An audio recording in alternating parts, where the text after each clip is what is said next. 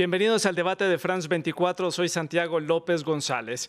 El 1 de marzo, Luis Lacalle Pou asumirá como presidente de la República Oriental del Uruguay, cerrando un capítulo de 15 años de gobierno del Frente Amplio y marcando el inicio de un nuevo episodio en la historia de ese país suramericano. ¿Cómo es el Uruguay que recibe Lacalle Pou? Su plan de gobierno, los retos, las relaciones con sus países vecinos y la inserción de Uruguay en el mundo, en las relaciones internacionales y en las relaciones con el resto de la región. Ese es nuestro tema del debate y para analizar este tema me acompañan en el estudio de France 24 David Roll. Él es doctor en ciencia política y también es director del Grupo de Investigación de Partidos Políticos de la Universidad Nacional de Colombia. También está con nosotros Manuel Alcántara Sáenz, él es catedrático de la Universidad de Salamanca y es doctor en ciencia política. También se encuentra con nosotros en conexión remota desde la ciudad de Montevideo. Se encuentra con nosotros Sandra Lazo, ella es senadora y vicepresidenta también del partido Frente Amplio, el partido político allí en Uruguay, y se encuentra también con nosotros Sergio Botana, el senador del Partido Nacional, que es el partido oficialista, el partido que llega ahora al poder en Uruguay. Ustedes también pueden ser parte de este debate aquí en France 24 a través de las redes sociales. Les recuerdo que estamos en Facebook, en Instagram y también en WhatsApp. Nos pueden encontrar como France24-ES y @Santilogo, que es mi cuenta personal. Pueden dejar los mensajes con el numeral El Debate F24 para que dejen todas sus preguntas y sus comentarios. Vamos a comenzar viendo un poco el perfil de quién es este nuevo presidente que asume el mandato allí en la República Oriental de Uruguay. Él es Luis Lacalle Pou, es del Partido Nacional, tiene 46 años, es abogado. Fue senador del año 2015 al 2019. Es hijo del expresidente Luis Alberto Lacalle y es de tendencia centroderecha. En la segunda vuelta tuvo el 50.79% del voto. Recordemos que fue una votación muy reñida, tocó esperar varios días para conocer la votación final y saber quién era el nuevo presidente de este país suramericano.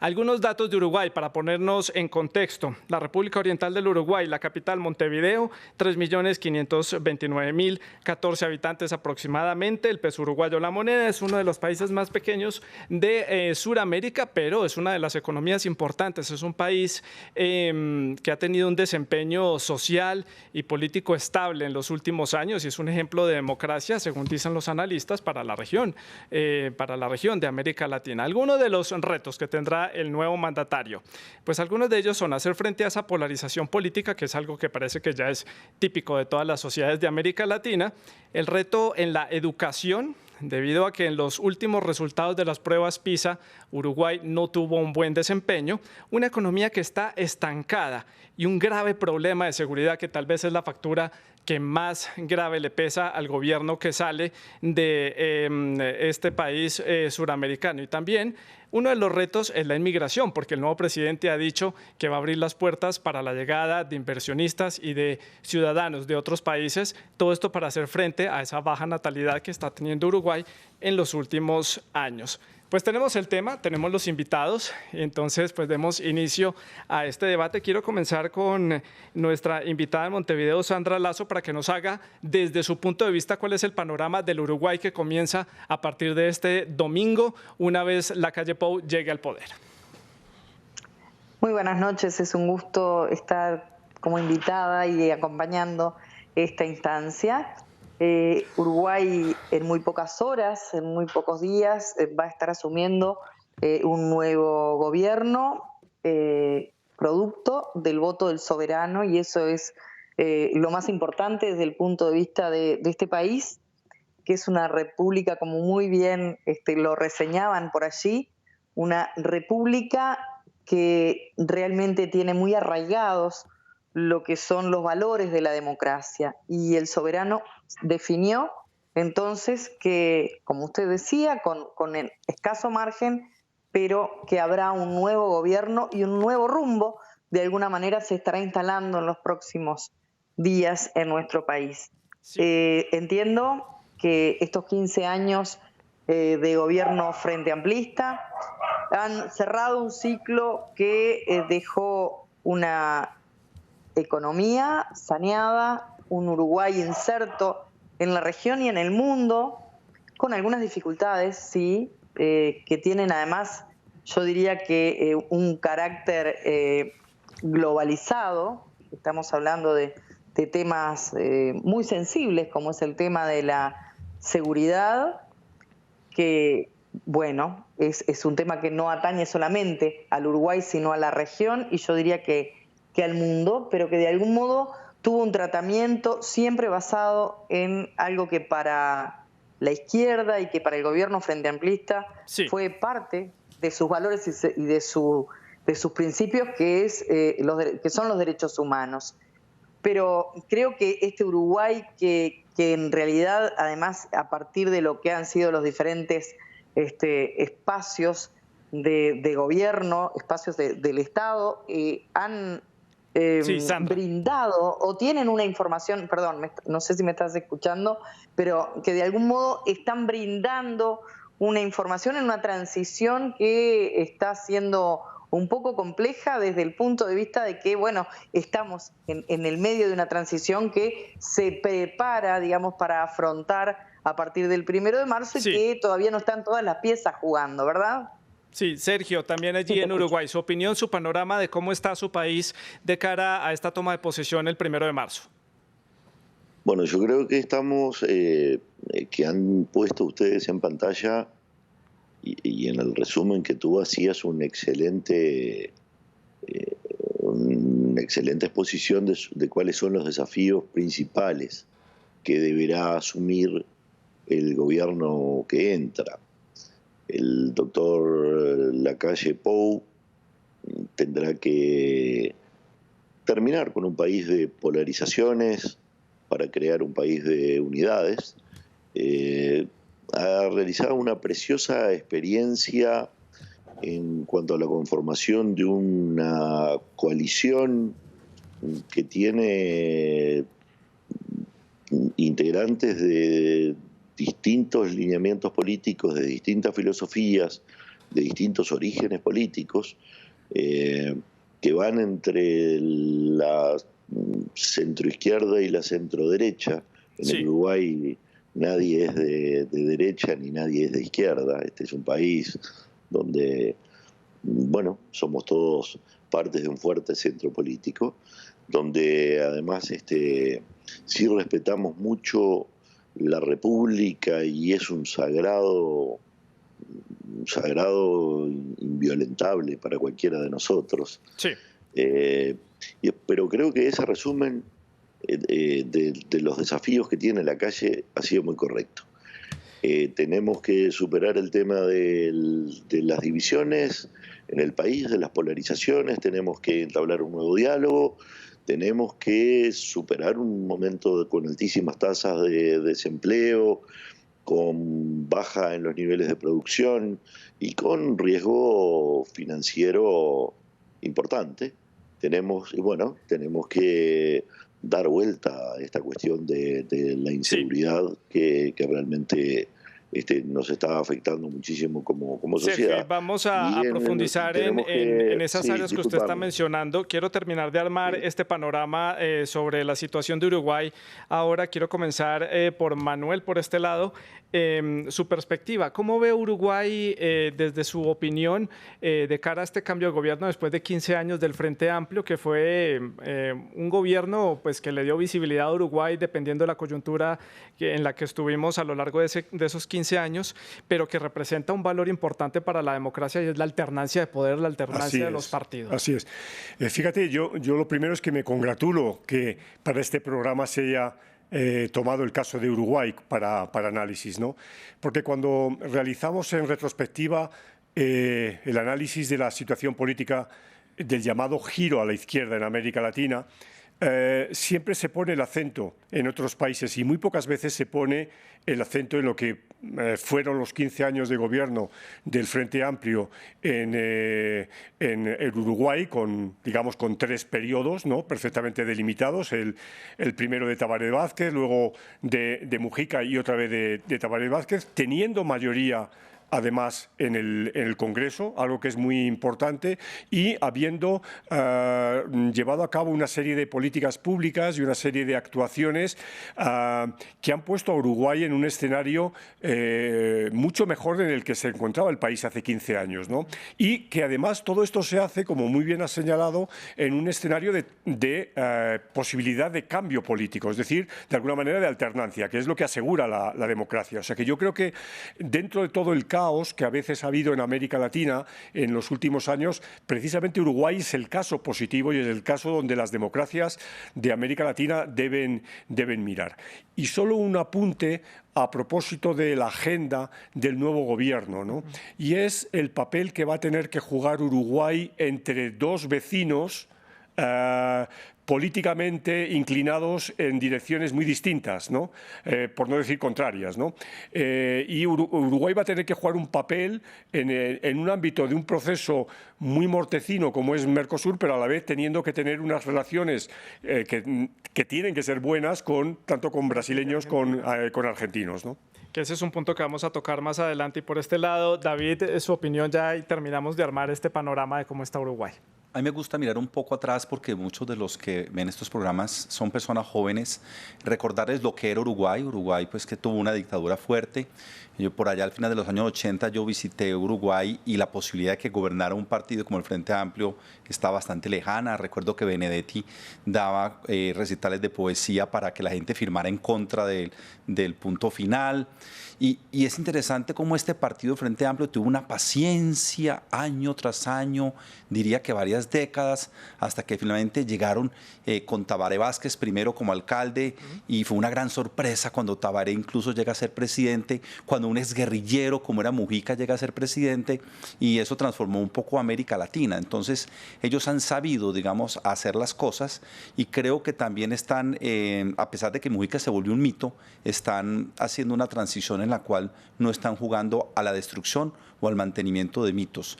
Y como dice el profesor Alcántara, esa es una enseñanza para América Latina. La izquierda tuvo su momento, la izquierda a veces tiene la pretensión de llegar para quedarse. Aquí ellos no lo han manifestado, hicimos lo que teníamos que hacer, ha llegado la transición, como dijo bien la congresista, y por supuesto que hubo unos avances y hubo otras cosas en las que también por coyunturas internacionales y por otros motivos no funcionaron, pero sigue siendo algo para verlo en perspectiva. Esa democracia que se recuperó, esa democracia que logró una transición a gobierno de izquierda constitucional hasta por alguien que había sido de la guerrilla y que ahora hace un viraje nuevamente y que trata de mostrar que eso es positivo, que esa es la forma en que se hace la lucha democrática. Deja muchas lecciones el caso uruguayo, y ahora que lo estamos viendo aquí desde la barrera, no soy ciudadano uruguayo, lo puedo ver un poco externo y ajeno a la situación, haciendo un poco estudios sobre el tema económico. Es un país que venía creciendo casi al 5% por el auge de las materias primas a nivel internacional. Ahora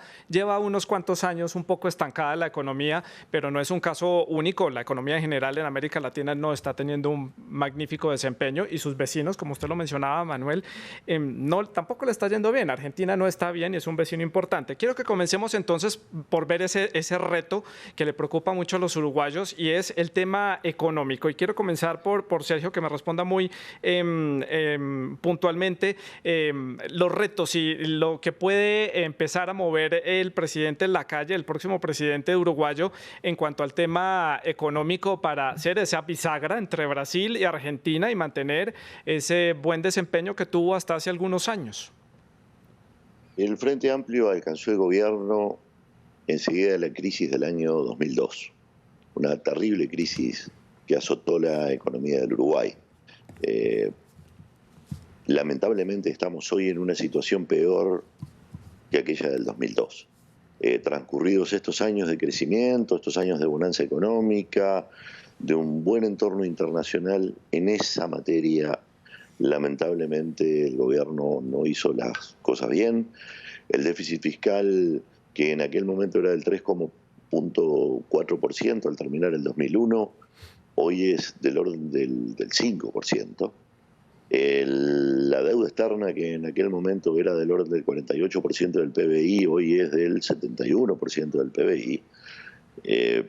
realmente, bueno, con una situación de desempleo importante y habiendo tenido un crecimiento que cuando se vean los números realmente, cuando se vean los números reales, se haga el cambio de base que técnicamente se debe hacer, que todavía no se ha podido completar por parte de las autoridades del Banco Central, se va a ver que fue en realidad de crecimiento en los últimos años y bueno, eso es lo que ha traído ahora este cambio político. Sí. Porque aquello de Clinton, ¿se acuerdan? Aquella frase de Clinton sobre cuánto la economía manda en la decisión del voto popular. Queremos un país mejor inserto en el mundo, un país de economía abierta, más competitivo. Tenemos los factores económicos nos han dejado fuera de toda competencia, fuera de la posibilidad de plantar la tierra, de industrializar, de comercializar con el mundo. Somos el país más caro de la región. Entonces, realmente, desde ese punto de vista, el nuevo gobierno tiene desafíos fundamentales en un marco de una vulnerabilidad tremenda, porque con esto que ha pasado en China, que es nuestro principal socio comercial, sí. Bueno, tenemos mucho temor de que nos veamos arrastrados a una situación que en lo objetivo es peor que la del cierre del 2001, el año inmediato anterior a la crisis. Sí. Y Sandra, en Montevideo, su opinión al respecto. Sin duda, no concordamos, con todo el respeto que le tengo a mi colega, el señor senador Botana, en lo que tiene que ver, no voy a hablar de números porque no tengo formación en economía y soy absolutamente respetuosa de quienes sí manejan números. Yo creo que sí vamos a tener discrepancias y diferencias en lo que él llama números concretos de déficit, cuando nosotros hablamos que el proceso que llevó adelante el Frente Amplio durante los 15 años en que gobernó tuvo presente algo que de alguna manera tampoco concordamos, que es en esa grieta que él mencionaba hace un rato, o esa división que hay entre uruguayos. Yo creo que Uruguay apostó durante ese tiempo a lo que nosotros llamamos inversión y no gasto social, sino inversión social, que hizo que gente que estaba realmente debajo de los márgenes de pobreza, de los índices de pobreza, pudiera acceder, tener acceso a la educación, a la salud, a una salud de calidad. Y todas esas cosas para nosotros están no están en el debe, están en el haber de la sociedad uruguaya, de esa sociedad uruguaya que tuvo posibilidades de acceso, por ejemplo, y él es del interior, como yo no soy del interior, pero viví muchos años por allí, y sabe muy bien que la descentralización educativa puso al alcance de jóvenes uruguayos y uruguayas que terminaron siendo la primer generación de justamente personas con nivel terciario de educación. Y eso sí, eso es una inversión social. A mí no me gusta decirle costo. Yo creo que ese país, la lupa con la que lo miramos es muy diferente. Creo que Uruguay ha mantenido históricamente, eso creo que trasciende los gobiernos, históricamente Uruguay ha mantenido un relacionamiento comercial con el mundo basado en la multilateralidad, basado en el respeto a la soberanía y basado en el respeto a lo que sucede en el mundo y bueno, espero que eso se siga manteniendo porque en realidad uno como parte de la oposición debe hacer oposición responsable, pensando en ser alternativa de gobierno y pensando y creyendo en ese proyecto nacional en el que seguimos, en el que continuamos creciendo, pero no deseando que le vaya mal. Ahora, sí, Sandra, por favor, le pido por favor que respondan más puntual porque tengo 4 invitados y muy poco tiempo para darle la palabra a todos. El nuevo presidente Lacalle Pou prometió que no va a subir los impuestos a los ciudadanos, pero dijo que le va a apostar al ahorro en el Estado para mejorar las cuentas públicas porque el déficit es alto en este país suramericano. Veamos las opiniones aquí en el estudio de France 24. Manuel, su opinión por acá. Bueno, yo estaba riéndome para mis para mi adentro, para mi interior, cuando leía las cifras del déficit. Y si las compara con las cifras del déficit o de la deuda exterior española, ¿no? La deuda exterior española se va al 100% y el déficit es superior al déficit uruguayo, ¿no?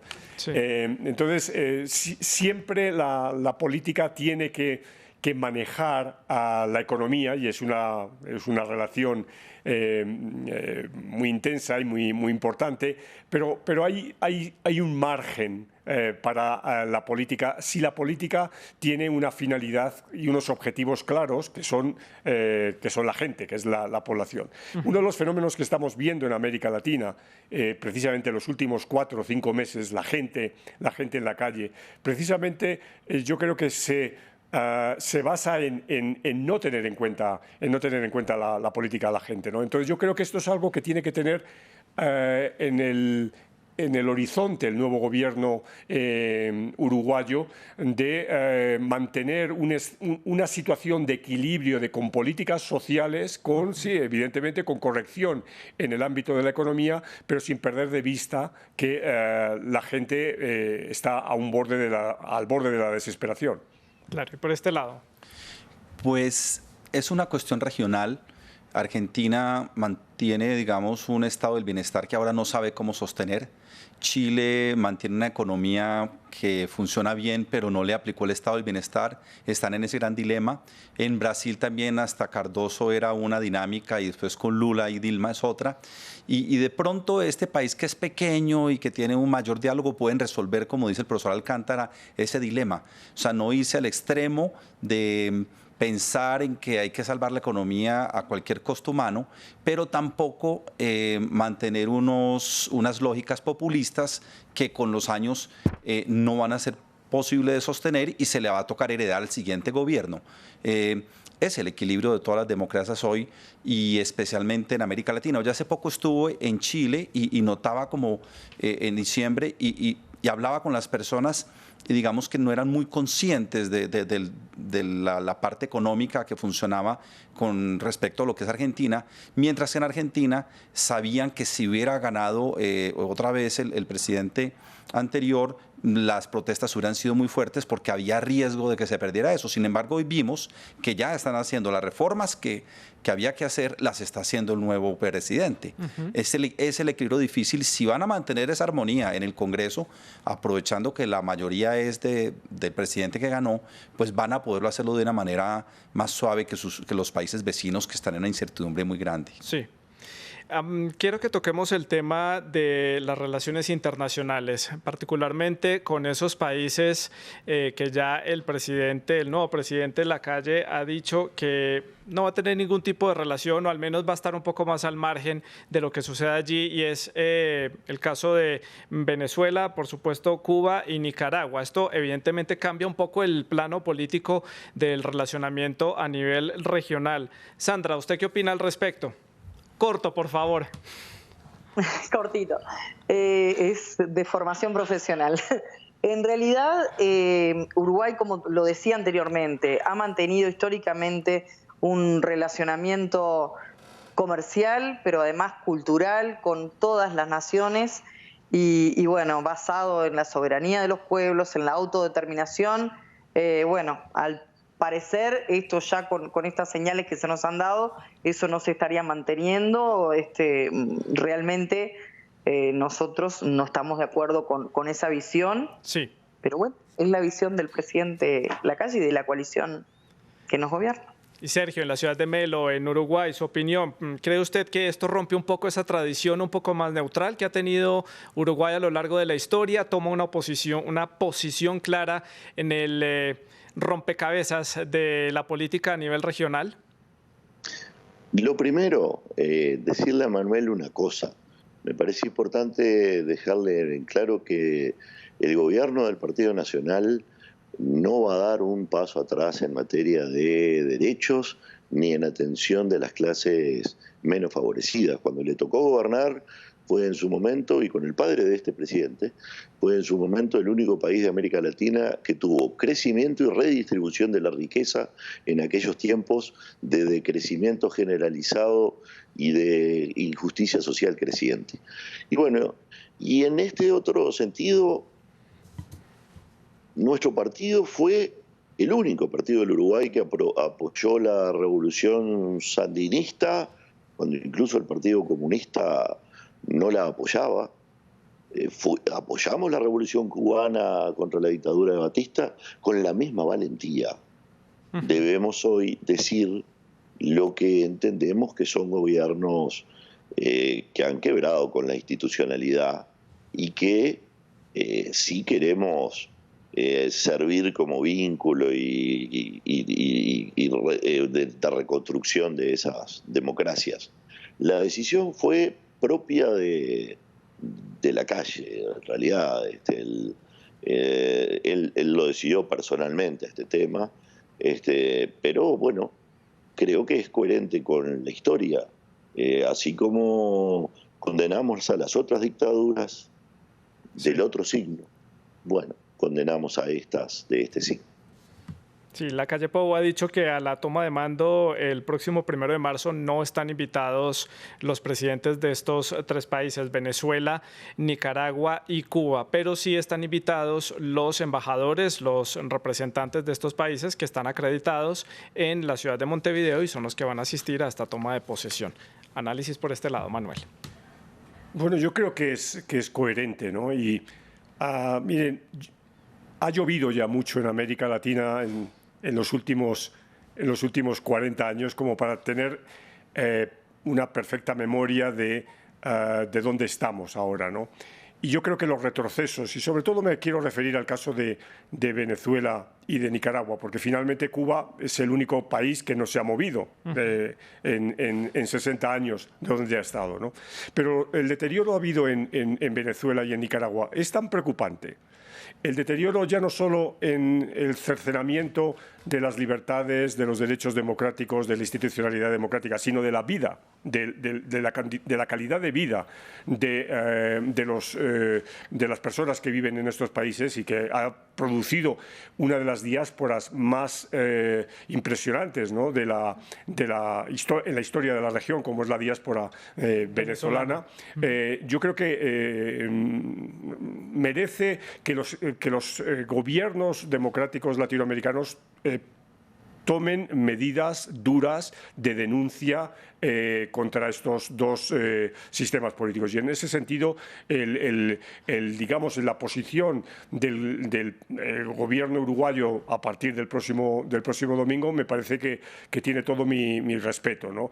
Creo que esa es y además, viniendo desde un país que tiene digamos, el nivel de integridad y el nivel de ética pública suficiente para decirlo, merece todo mi respeto, ya digo.